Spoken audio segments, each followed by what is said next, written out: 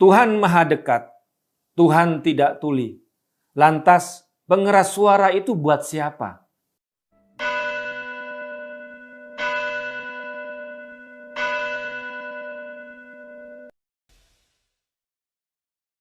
Assalamualaikum warahmatullahi wabarakatuh. Salam sejahtera untuk kita semua. Shalom.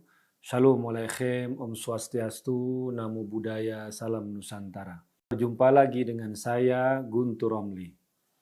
Surat edaran Menteri Agama nomor 5 tahun 2022 tentang pedoman penggunaan pengeras suara di masjid dan musola menjadi perbincangan publik.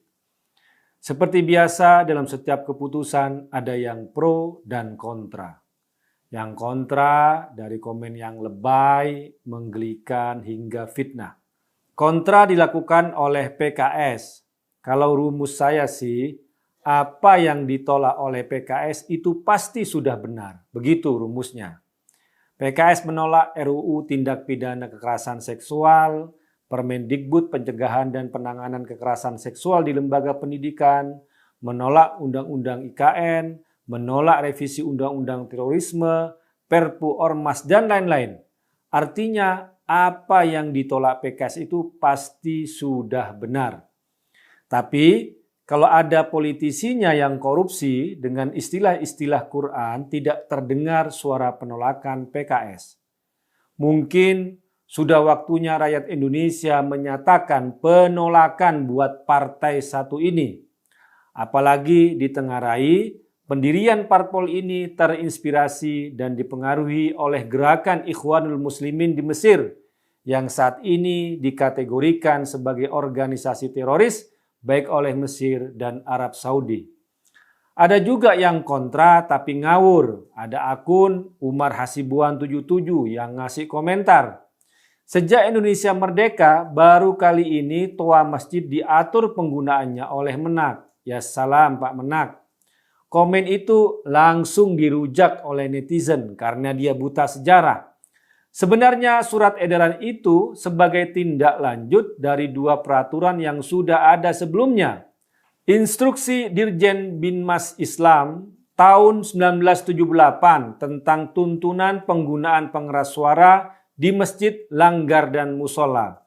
Kemudian ada surat edaran Direktur Jenderal Bimbingan Masyarakat Islam tahun 2018. Jadi sudah ada dua aturan sebelumnya. Kemudian juga keluhan yang sama yang konsisten disampaikan oleh Bapak Yusuf Kalla sebagai Ketua Dewan Masjid Indonesia DMI soal pengeras suara. Terakhir pada Oktober 2021 tahun lalu, Pak JK menyebut ada 75% pengeras suara di masjid di Indonesia yang jelek.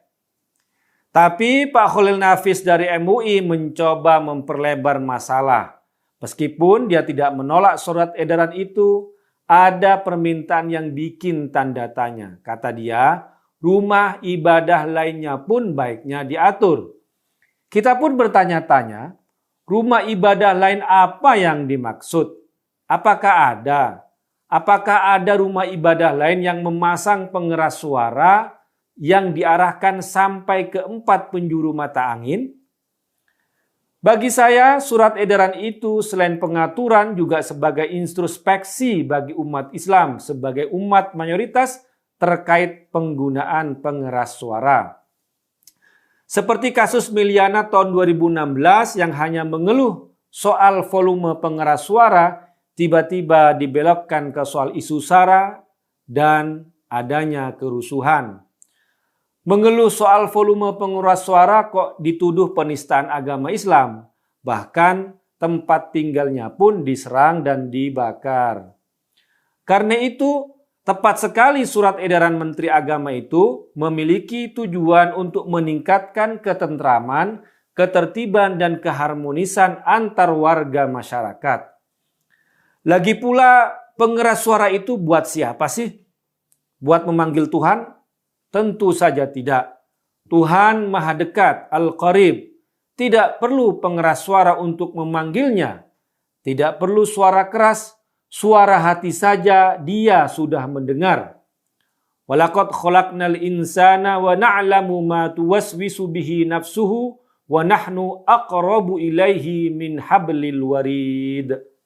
Dan sungguh kami telah menciptakan manusia dan mengetahui apa yang dibisikkan oleh hatinya, dan kami lebih dekat kepadanya daripada urat lehernya. Quran surat Qaf ayat 16.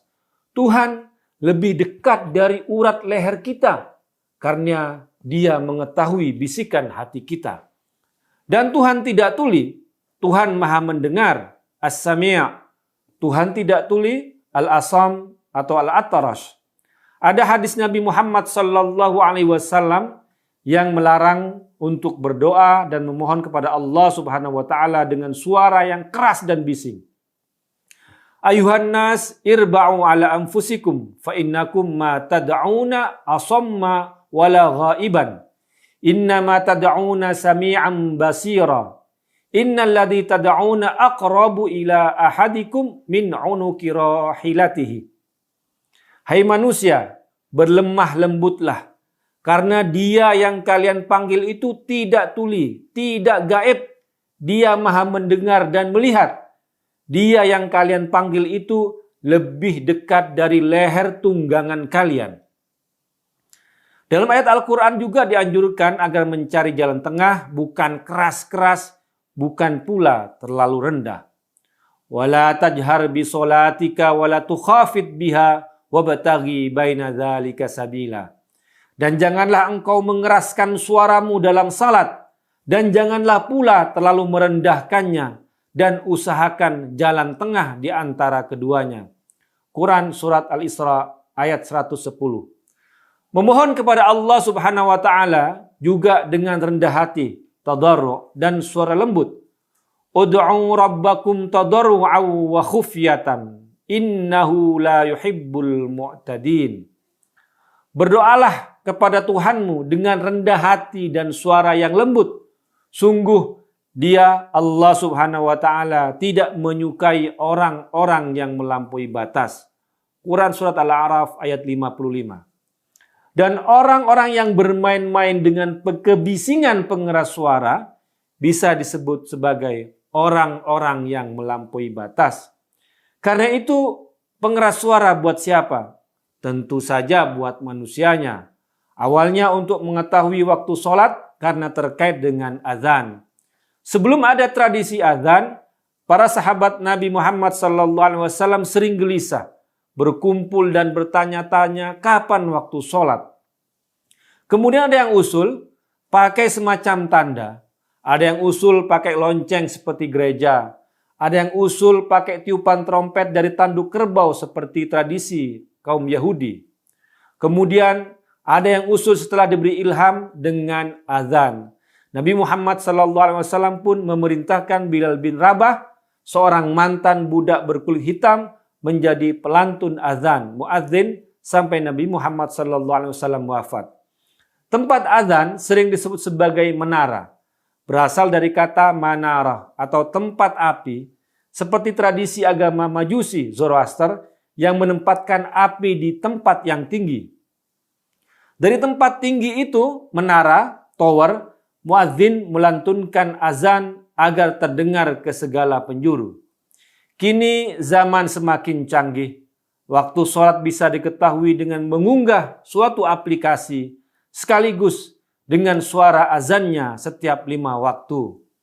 Suara azan yang merdu menjadi tradisi di masyarakat muslim, tentu saja dengan melatih seorang muadzin dan perangkat pengeras suaranya yang baik. Karena itu, Surat edaran Menteri Agama itu sudah sangat tepat memberikan tuntunan dan peraturan. Tidak melarang sama sekali seperti fitnah kelompok sakit hati, tapi mengatur apa saja yang bisa memakai pengeras suara luar, berapa lama, berapa kerasnya, dan mana yang cukup menggunakan pengeras suara dalam ruangan. Surat edaran Menteri Agama telah melaksanakan ayat Al-Quran surat Al-Isra ayat 110 yang merupakan jalan tengah. Wabtaghi baina dzalika sabila. Usahakan jalan tengah di antara keduanya itu. Antara suara yang terlalu keras dan tidak ada bunyi sama sekali. atau dalam istilah Nabi kalau tidak ada bunyi seperti kuburan. Agar kita juga tidak jatuh seperti orang-orang yang melampaui batas. Karena Allah Subhanahu wa taala tidak menyukai orang-orang yang melampaui batas. La yuhibbul mu'tadin. Quran surat Al-A'raf ayat 55. Demikian, wallahu a'lamu bishawab. Wassalamualaikum warahmatullahi wabarakatuh.